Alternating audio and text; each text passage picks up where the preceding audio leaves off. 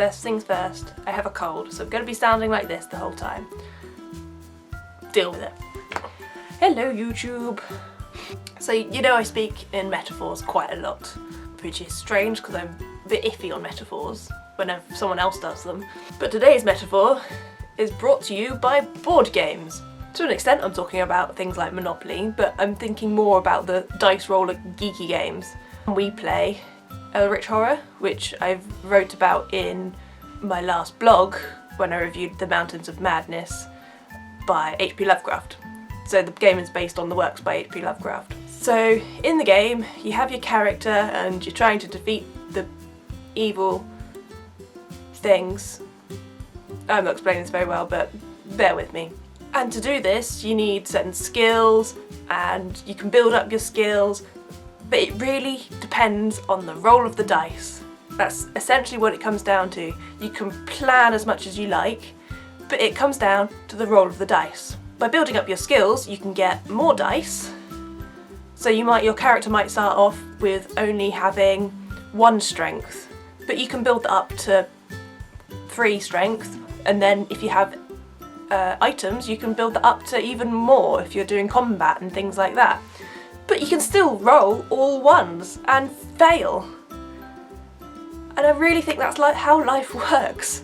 Some people are born with more dice due to being more wealthy or being born to a certain circle of people, so when they want to pursue something they automatically have that in. So some people just have more dice than others to begin with, so they have an advantage, and you can work to try and match that advantage. So you can go to the gym to get more strength, so you can go to events and try and meet people, but it really just comes down to if you roll that dice you don't know what you're going to get.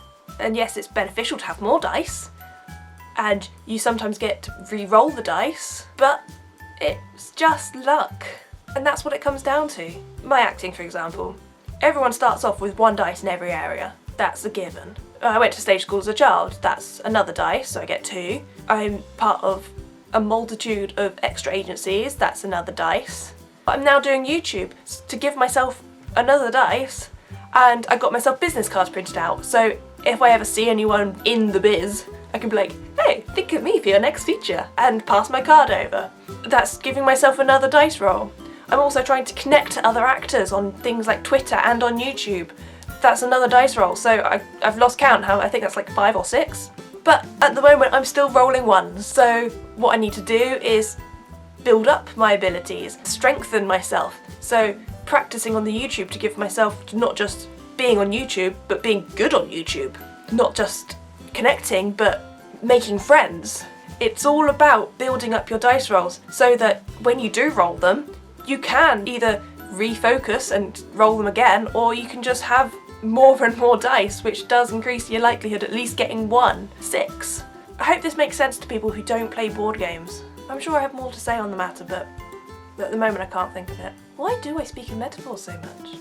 Life is horrible, complicated, and terrifying. I guess metaphors make it a little bit easier to understand. Also, if you can relate it to something that you do understand, like a board game, which I still don't really understand a huge amount of, it makes it slightly easier to cope with. I think that's it for today. You probably don't want to listen to this nasally, sore throaty drivel anyway, so I'll leave it there for today. Comment? I don't really know what you'd be commenting on, but comment, like, subscribe, share, because every time you do it gives me an extra dice roll. Not to be selfish at all. Thanks for watching and joining me today. Goodbye, YouTube.